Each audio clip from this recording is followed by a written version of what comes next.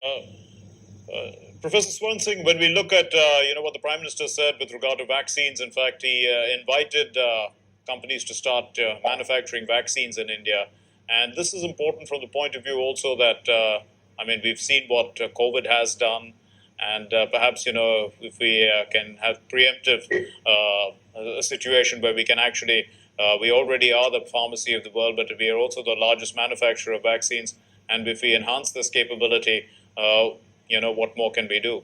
Uh, what would you say, Professor? Pandemic has definitely come as a challenge, but it has also become a great opportunity for India. The way India has projected itself and the way world is today engaging India in global fight against the pandemic puts India at a global scale in that sense. India doesn't go and address United Nations as a South Asian country, but goes there as a country that can really contribute to saving humanity from this pandemic. And in that sense, the scale and speed of India's engagement, and of course the visibility that India has received with Prime Minister's visit, and we are hearing a total of about 24 meetings in that visit that took place, and particularly meetings that happened in one-to-one, whether it is companies' CEOs, which is where United States, which is already India's largest trading partner, is now, after three foundational agreements, opening doors to extremely advanced technologies to be transferred to India, both in civilian sectors but also in defense sectors. So India again reiterated being the major defense partner.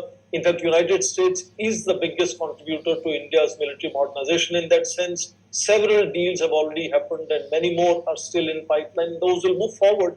And this historically, see, diplomacy has always been in person style of communication in that sense. So pandemic, even if it had sort of shifted a lot of interactions to online platforms, this was a very bold move, I would say. If you look at the United Nations General Assembly, total number of national leaders addressing that assembly this time is 109.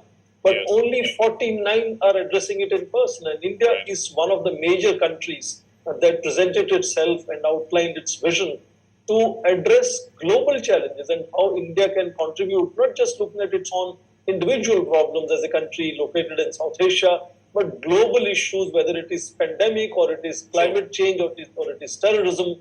And one notices this increasing expectations that world has and the major powers today have from India in contributing to this global arrangement of post-COVID supply chains, post-COVID development trajectories, and a whole lot of new, very exhaustive details were added to, for example, the Quad joint statement, which was already fairly ambitious when it met online in March this year. And they have really moved much beyond there. So India is showcasing itself as a very different country today. And in that sense, the projection was very significant due to this visit. And if India matters, then India has to play a bigger role, especially in the United Nations, in a reformed United Nations. And we can see that, the Foreign Secretary was asked several questions at his press briefing about that. He did say that, the U.S. Has also accepted that India should have a permanent seat on the UN Security Council.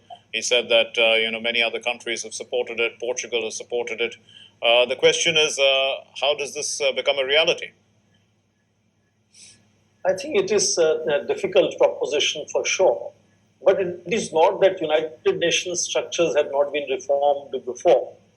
Within first 10 to 15 years, from 1945 to 1960-61, when the membership of United Nations had doubled from 50 to 100, UN Security Council was expanded from 10 to 15 members. The Economic and Social Council was expanded from 18 to 27 members. I think lately there have been a little reluctance on part of at least very definitely some of the major powers, and I can name it China very clearly among them.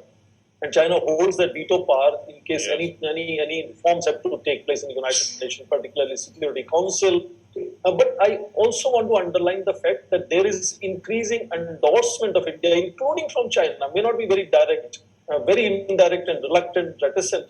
But there is endorsement which is global now that India does need to play a greater role at the global level. And one after another great leaders, starting from almost a decade now, have been airing that sentiment that India should play a greater role. And one quick example that I love to give always is India is today sitting for 8th time as non-permanent member in UN Security Council, and in selection or election of India, sorry, for this time, 184 votes came in India's favor out of 193. So that shows the kind of endorsement in general that India has received around the world as to what kind of role world expects India to play. So in that sense, yes, structural changes may take some time, or I don't know when they will happen, but there is already much larger recognition around the world, and India is gradually finding its place. For example, in World Health Assembly, India is now the chair, and this is the time when World Health Organization is expected to transform itself. So again, expectation from India, fighting pandemic, and this may not be the last pandemic now. Things could happen again. Last 20 years have shown diseases are spreading much faster now. So World Health Organization has to become futuristic, and that was underlined by Prime Minister. The onus does not lie on India anymore, as he said. The onus lies on United Nations to stay relevant and contemporaneous. It has to represent the reality on the ground as it is today. So in that sense, I think gradually the onus and expectation is shifting to United Nations to stand up and recognize India's new role at the global level. And in that sense, these issues of pandemic, climate change, terrorism are showcasing that world needs India to be on the forefront to fight these fundamental existential challenges that the world community is facing today. And all major powers are beginning to recognize that. So India is the only country today, for example, which is not only most welcome in Quad, but equally welcome in Shanghai Cooperation Organization, among BRICS nations. And that kind of global acceptability for India, I think, showcases how major role India potentially is getting itself ready to play.